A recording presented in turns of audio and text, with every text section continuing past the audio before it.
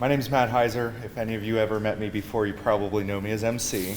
Or in the mid-90s, I was into bands like Nirvana and comedians like George Carlin. So when I found the local punk scene, I felt like I was right at home.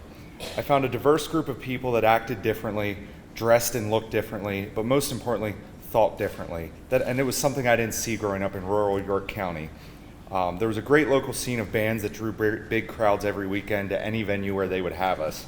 And I wanted to be part of it, so I started talking to my friends and we put together our own band. We started writing our own songs. We started putting a set together so that we could get on and play these shows, but pretty quickly we found that there's a lot of bands looking for the same spots on the same shows we were, and we weren't playing as often as we wanted to. And one of the older guys involved in the scene told me something that stuck with me for forever. He said, if you want to play more shows, if you want to do bigger things, you got to do it yourself. And so I did. I started calling fire halls and community centers. Most of the real venues in York didn't like the punk rock crowd because they brought rowdy kids out and they were sick of it by that point. So we were calling these community centers and fire halls to book dates. We were calling bands, tour managers, booking agents to bring in bigger out-of-town bands, to headline, to draw in more people so that our little band could have a bigger crowd. We were renting equipment. Our little amps didn't make enough sound to cover these big rooms, so we were renting equipment whenever we could. We were putting together flyers, taking pictures from magazines or history books, the CDs and t-shirts that we had for band logos and putting them together, and we were distributing these flyers everywhere we could within a 50 to 60 mile radius. And we had a lot of success. As you can see, there's a lot of people at these shows.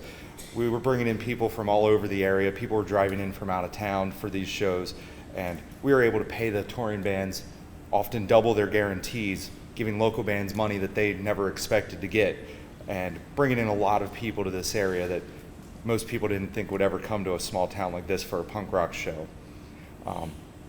And then as we were playing more and more shows, we decided we wanted to be the band out there on the road doing it. So we started putting our ideas together, and we decided summer's coming up, we're all going to be out of school, we wanted to get in a van and go. So we did just that. We started putting together a tour. We bought a big old van.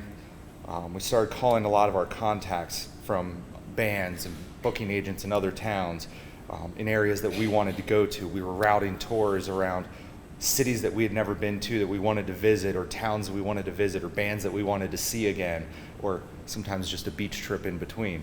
And then we were designing our merch. We were printing t-shirts, pins, and patches. We were screen printing our band logo on anything we thought we could sell on the road, because we knew you weren't going to make much money off the shows. You had to make money selling your stuff. And then the time came. We got in the van and we hit the road. We were touring the East Coast for a week or two every summer for a few years, seeing a lot of cool places that we'd never thought that punk rock would take us to. As we progressed over the years, got older, some of us couldn't do it anymore, some of us could. Some of the guys went on and were able to tour the entire world with bands that they were in. I was lucky enough to work with bands, not necessarily my own all the time, but to tour all across the country. I've been up and down the East Coast countless times. We went from the West Coast to the East Coast more than once, thousands and thousands of miles in a back of a often cramped and sweaty and smelly van. And yeah, the Alamo. No Ozzy incidents. But working all these shows and working with these bands isn't really why I'm here to talk. The reason I'm here is because being in these bands and booking all these shows, you learn a lot of skills and a lot of traits, and you learn a lot about yourself. And all of these skills that you learn in the DIY community, such as hard work, determination, a never quit attitude, creative marketing, problem solving, interpersonal skills often, and networking, really are things that you need to be successful in the business world. They're real world skills that are essential to starting and running your own business and keeping it open long term. And many of us have done just that. In our local community here, I can not even count the number of people that I've met in the local music scene that now run their own businesses. Writers, fiction writers who write novels and short stories and get published, as well as nonfiction reporters, people that write poetry and are published both in print media and online, photographers.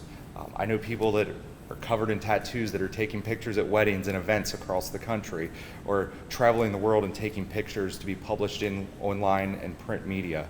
A lot of us worked in restaurants growing up, and we end up starting our own restaurants, whether it's brick and mortar or catering companies or food trucks.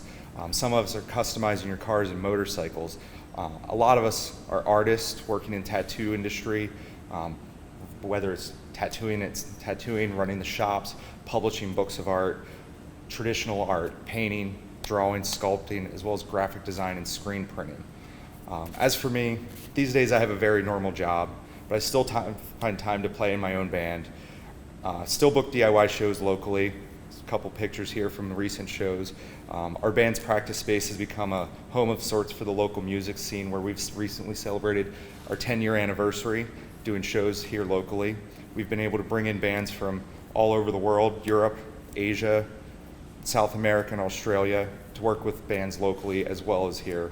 And my goal in this is really to help all the younger people playing in the music scene to get involved and learn and hone the skills that my friends and I were able to learn over the years, so they can keep contributing to communities like York to make them interesting and exciting places to live.